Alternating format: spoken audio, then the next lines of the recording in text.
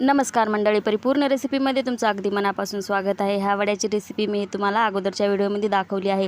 जर बघितली नसेल तर स्क्रीनवर त्रिकोणी चिन्ह दिसते त्याला टच करा आणि ह्या वड्याची रेसिपी नक्की बघा आणि त्यानंतर या वड्याची आपण आता रेसिपी बनवणार आहोत।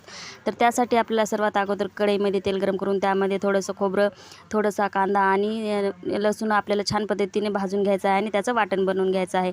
हे वाटण बनवून झाल्याच्या नंतर आपल्याला वडे आहेत ते असे एका वड्याचे 4 भाग करून आपल्याला तोडून घ्यायचे आहेत आणि त्यानंतर कढईमध्ये तेल गरम करून त्यामध्ये जिरं, मोहरी, कढीपत्ता आणि हे वाटलेलं वाटण टाकून आपल्याला छान पद्धतीने परतून घ्यायचं आहे आणि त्यामध्ये आपल्याला पावडर मसाले जसं की लाल तिखट, गरम मसाला, काळा मसाला आणि हळद पावडर टाकून छान पद्धतीने परतून घ्यायचं आहे आणि तुम्हाला हवं तेवढं यामध्ये पाणी ओतून घ्या।